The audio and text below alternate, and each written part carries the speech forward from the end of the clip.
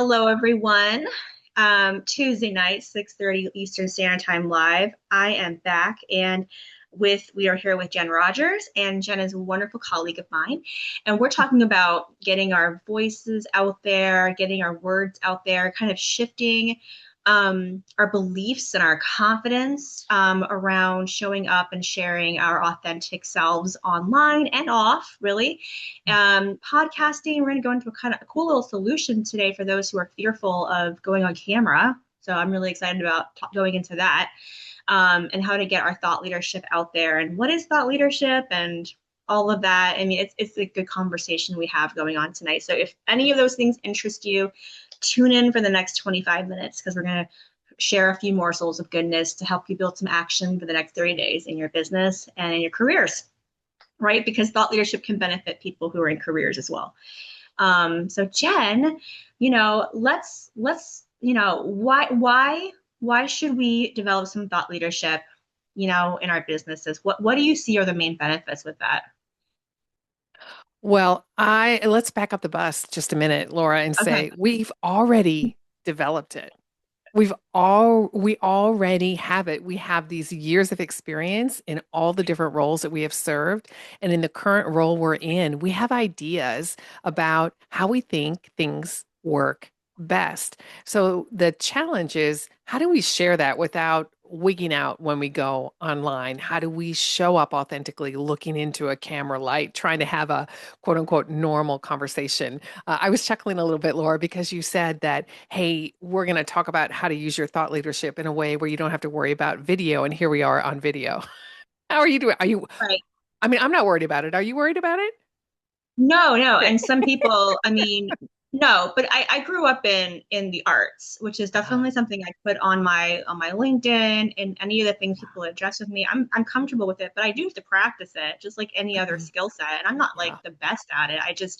I do feel a certain level of comfort around talking about myself and talking about Yeah. my business. And I think that you're right that a place to start is what we already know and that we already are coming into our businesses with an understanding of why we started our business. And that's a great place to start with what is our thought leadership? When someone's like, are you a thought leader?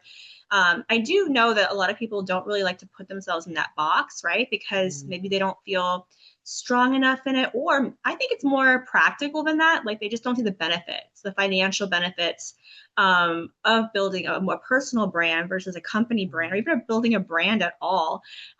So would you say it's like a compounded effort over time? And like, what are your thoughts on that? Yeah, for sure. The way that I show up today, so I've got lights and I've got special cameras and I've got a mixer. But when I first showed up, it was one teeny tiny microphone and I was petrified, absolutely petrified, because you're concerned about what will people think? How will they respond? Will I be able to articulate in a way where my point lands? So if you are thinking about, hey, how do I approach this? Well, let's use podcasting as an example because that is my passion, podcasting. And before you all walk away, let me say that you have to launch a podcast. I am not here to promote you launching a podcast. I don't convince anyone they need to launch a podcast.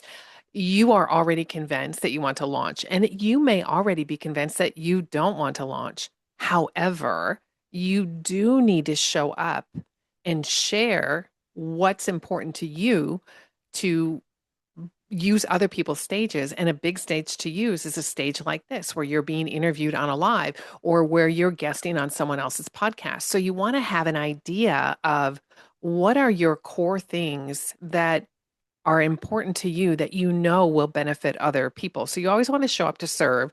That's why when Laura and I were talking, well, there's pre work that's done before you ever pop on. You want to have an appreciation for the person where you're guesting, how they roll, so that you can show up ready and aware of, okay, these are some of the norms that I noticed by listening to an episode or by watching one of the replays. So I've watched a few things of the interviews that you've done, Laura, so I would know, okay, I have a pretty good idea of what to expect, plus our conversation that we had. And then, oh, this is what we want the audience to walk away with. And knowing that you can show up and share what's important to you. However, you want to have a plan. So you want to know what it is that you're going to share so that you don't word vomit and go on and on and on. Right. Yeah. I mean, it sounds like it's taking the reins of the sleigh, a little bit of the ownership over the driving. That when you're showing up to anything and the opportunity, you're involved in the decision making just as much as the receiving end, which I think there is that level of build, that flex, that muscle of receptivity that Yeah. I have discovered in my business that I definitely did not practice early on because I just didn't know, really understand that was the norm, nor did I Mhm. understand the benefits of beneficial relationships that build from genuine reciprocity. So, like, coming to a conversation, knowing how you want to serve and what kind of resources you want to share with people because they're different, they're beneficial, and they cater to a need of the audience you're sharing to that doesn't already get filled, which is ultimately why we're getting on these platforms anyway, right? Like, there's things that you can address, Jen, that I can't address. And so it's something that it's amplifying the overall goodness of all. But this is a good point that you're making, though, about kind of like the culture that we're in when it comes to just so much information being out there and what kind of content is good and what's going on with people in general with like hustle culture. So, um, you Mhm. know, looking at how hustle culture is working and how much we are how much content is going on and going on, how do we kind of like make it more intentional? So what are some of the strategies that we can do to do that? Let's go into that a Yeah. little bit. So you need to decide where you want to show up and how you want to show up. And one of the deciding factors in that, I was just having a conversation with somebody about this today. One of the deciding factors is, what does your audience want? So if your audience is gung ho on the video and you are anti video, there's a disconnect there.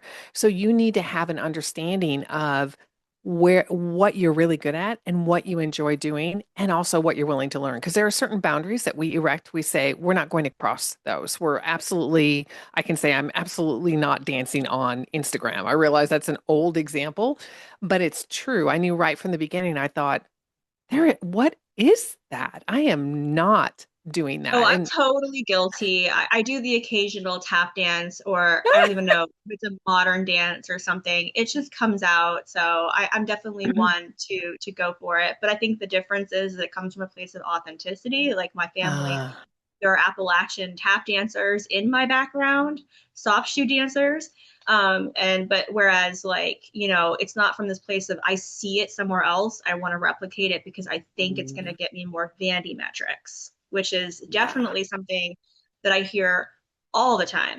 I did my post and no one liked it, or I wish that post generated more likes. And I'm like, why? Like, what is the point of likes if there's no consistent brand message or there's no Mm. consistent like what are you looking at? Why does it matter so much about the one moment instead of the larger spread of info that you're putting out to the world? Yeah, I mean, it's really easy to get caught up in that. I was just thinking, I was recalling my kiddos, my girls did tap dance and ballet. So that was a fun little memory there. That's not my skill set either. Dancing is not my skill set. So interesting. Hard work, girl. It's hard work, It let me is tell you. hard work. I think I'd like it from the workout perspective because I do like working out. I do like working up a good sweat.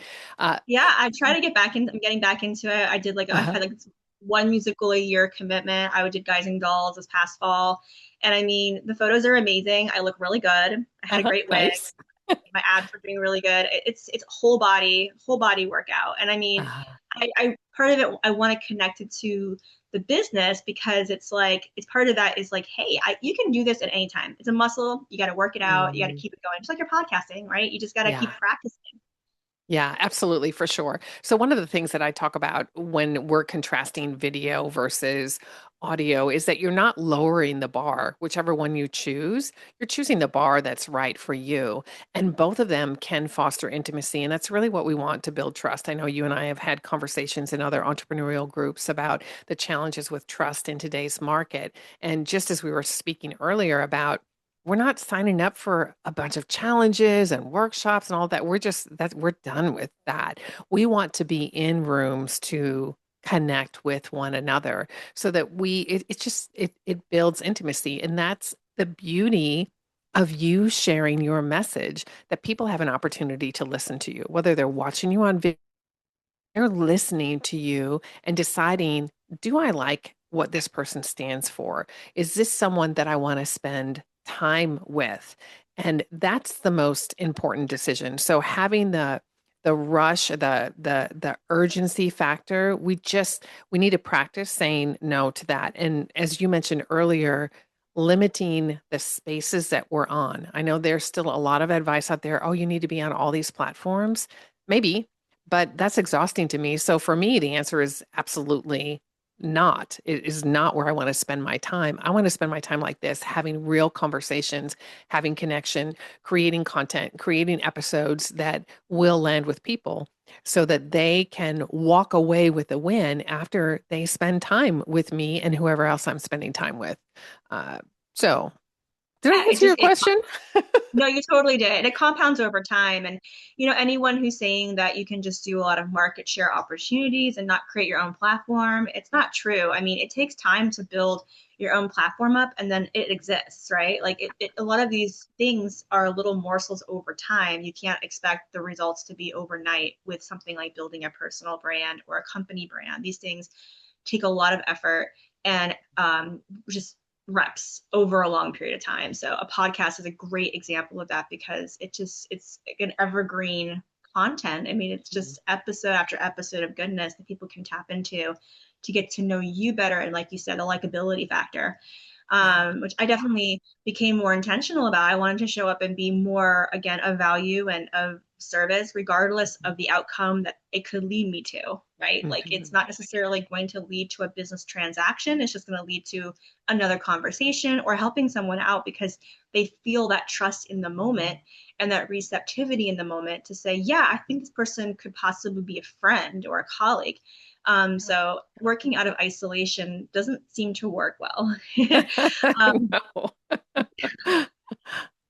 so yeah, so I love that you just mentioned the audio method. So like that's the kind of the solution I mentioned in the beginning. Something Mhm. that feels like you could just have a different kind of way of working with a podcast that isn't always visual, right? Right. Right. Yeah. And when you look at how business owners show up online today, like where does the constant pressure to be camera ready start to bleed into our physical health? So yeah, like how do we balance all of this with our other priorities? Yeah, I think we need to make priorities and we need to keep them.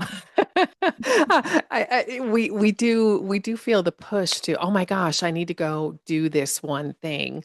And when we're not sure of what we're really committed to, we don't have the clarity. And when we don't have the clarity, we can't move forward. And that's why we stay stuck. It doesn't matter if you're trying to launch a podcast, it doesn't matter if you're trying to launch a YouTube channel, it doesn't matter if you're trying to appear on a new platform. If it's not clear, if you're not committed, if you're not all in, then it's not gonna it's going to feel even harder than what it needs to be. Now, granted, Right. when we're doing something new, there's going to be that time where we're up leveling our skills and there is discomfort there, but discomfort is very different than not having clarity because when we are not clear, then we stutter step and usually go a lot farther backward than forward. Yeah, we just got a new, like, relatively new car, which we're really happy with. And it has some of Uh-huh. the intrinsic stuff on the dashboard that we don't understand. It pops up and alerts us of things. It's a little more smart than us. We're kind of old school, Uh-huh. me and my husband. So, but they have a great manual, right? So if I don't know something, I go to my manual to figure it out, right? It's the same with any kind of new skill set. You go to a manual and try to figure it out yourself. You can't. Yeah, You go to YouTube or you consult someone who's already done the thing. So right. it's like if you really want that thing to happen and you understand the benefits and the value of that thing for us, we should probably know if the pressure on our tires is safe, right?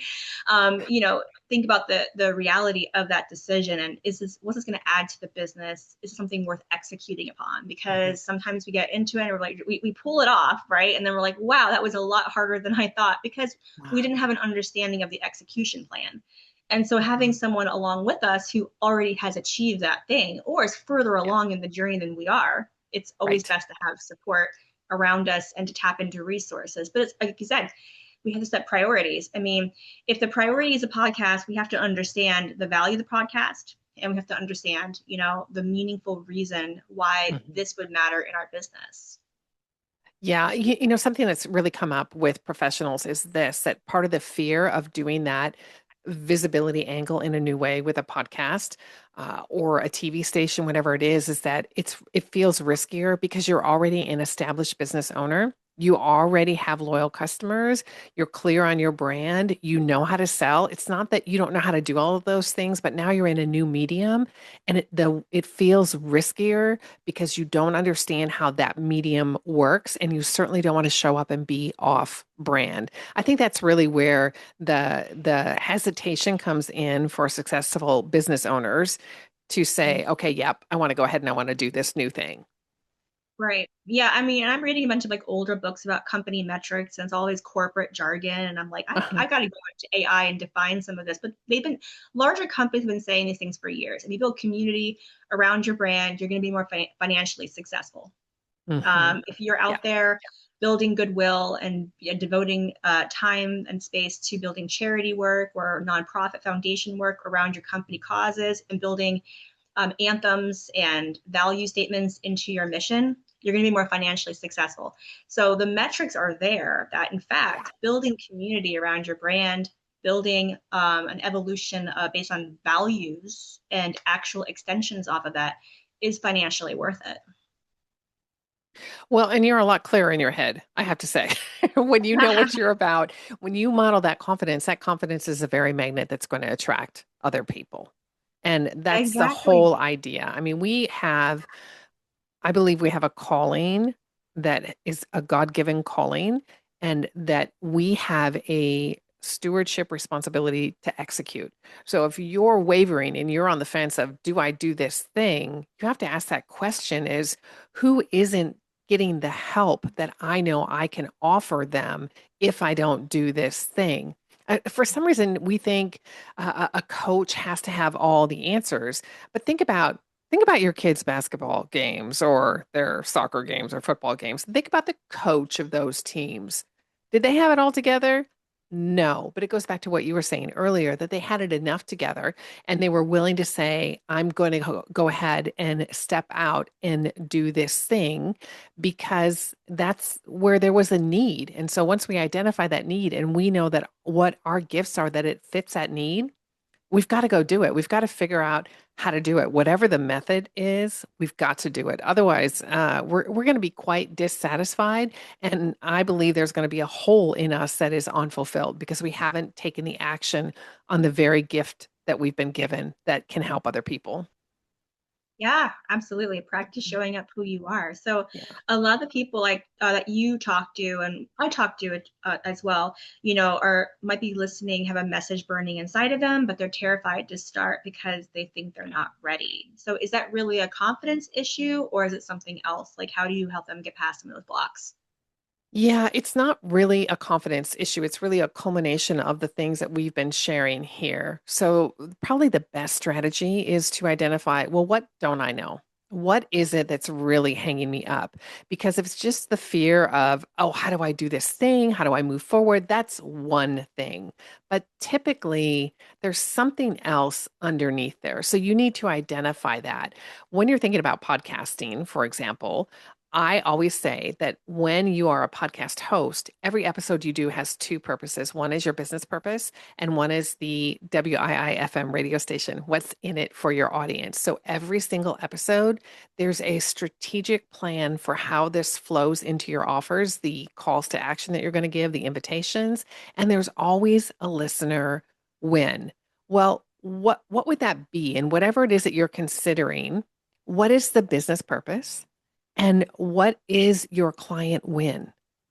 Because that's going to give you the answer of whether or not this is even worth going forward and determining, is this the right next step for me? So it goes back to clarity. It's not confidence. I used to wig out about coming online like this, okay? So, oh my gosh, is it all going to work? All of that. Of And course. I don't. I don't. You just need to show up and you need to be ready. You need to be attentive. You need to be listening. It's the same thing when you're figuring out what to do next. I believe you do need a coach. I believe you do need someone that can give you that guidance on what the next best step is for you. And a good coach is going to listen to what you're saying. They're not going to tell you what to do. They're going to create that environment where you find the answer inside of you because you already know. This goes back to why I said I don't need to convince anybody they need to launch a podcast. I don't want to do that. I want to work Yeah, with you if you know you want help launching or you've launched and it's not going well. That's what I want to do because you're ready to say, yes, I want to reach out. yeah, I'd like to see a lot more business owners who work in the service-based space move more into an entrepreneurial mindset, right? Because Mm, it's not just creating the website or the consultation model that's mm, are the best assets for a scalable business, right? It is the intellectual property, it's the branding, it's mhm. the ability to create offers that could be, utilized everywhere beyond your physical location. So being able to create content online means you can amplify that to 10 different directions, use it Yeah. as DM messages, little morsels that you can send to prospects. I mean, heck, you can even use AI if you need to send these resources at your top of funnel now.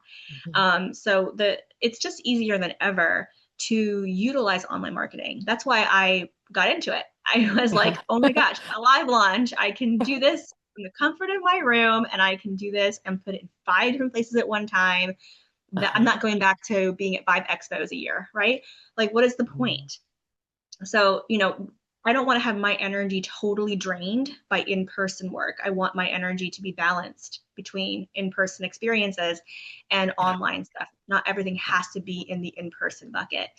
Yeah. But then, I think what ends up happening is folks get so kind of confused about algorithm and about if their content's being seen at all. And they forget that it's just about leading. Mm.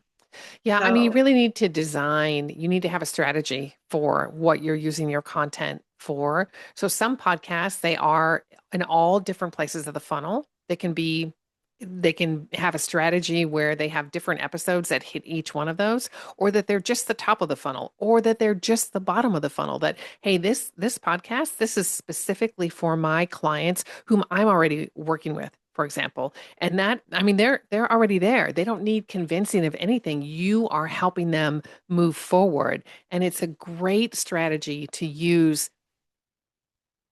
I guess I want to keep it short in the sense of like you could just send little voice memos to certain people, or you can create episodes that specifically address key points. It doesn't need to be a quote unquote official podcast. It can just be some audio that you've recorded that you're going to share when you're having a conversation with somebody, that yeah. is easy for them to listen to because that when you are in somebody's earbuds, I mean, that's so powerful. It's so intimate because they're saying yes to you.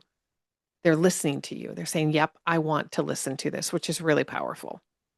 Yeah, absolutely. It amplifies that in-person experience so much. I've had so many experiences where I'm talking to someone and helping them, and then, they're like, "Well, I don't know if I can remember this, Uh-huh. before I see you again." I'm like, "Well, here you go. Here's a little audio sample from a training that I just gave about this entire conversation that we just had." Yeah. And now Yeah. you're in their ears between sessions before they come back Yep. and see you again for their Yep. next session. So Yep. it's really, really critical to think about like communication, right? And how your communication gets remembered and the goodness that's in the communication that you're delivering. I mean, there's Yeah. there's a lot to unpack there. Yeah. Yeah. So something that just came up opportunity. So if you want to practice and say, hey, is this something that I want to do? You could do this. So you get done with, if you have a group cohort coaching call, you get off the call, then record what your takeaways are. Hey, we just got off this call. These were the main topics. Here are my key takeaways, because that's something that you can be able to share later on when, again, just like what we just said, but it'll help you get in practice of how do I talk about what I do when it's just me recording something, because that's what's happening when you're doing your solo podcast. It's just you, and you have to bring more energy. It's like when you go on camera, you're supposed to wear a bunch more makeup because the energy gets sucked out from you. Well, you have to show up with more energy too. And when you're podcasting, even or doing this, having an interview, you want to show up with extra energy because you've got to get through the screen and you need to get through them listening to you, that you are full of energy and excitement and that you are ready to go. So it's a great opportunity for you to practice once you get off a call to say, hey, here are my insights and see how that lands for you.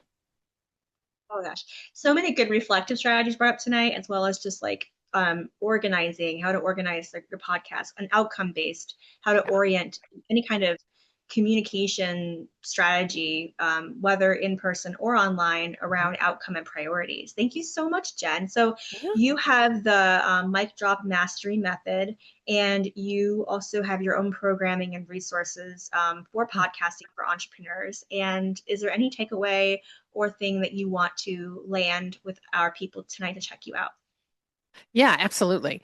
Uh, so if you are thinking about launching a podcast, just send me a DM. So you're right here.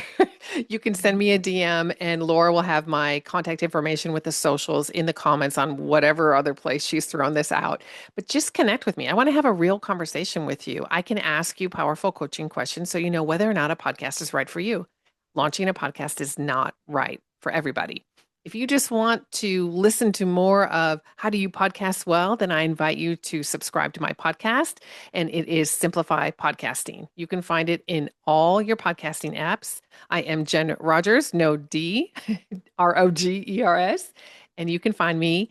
Simplify Podcasting is my podcast, and I'd love to have you subscribe and listen and connect with me on the socials.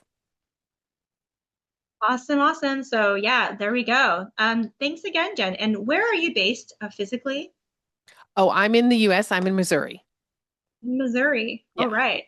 Very neat, very neat. And we really appreciate you coming and having this conversation with us today. And Yeah. thank you all for tuning in and reach out to Jen or myself with any questions.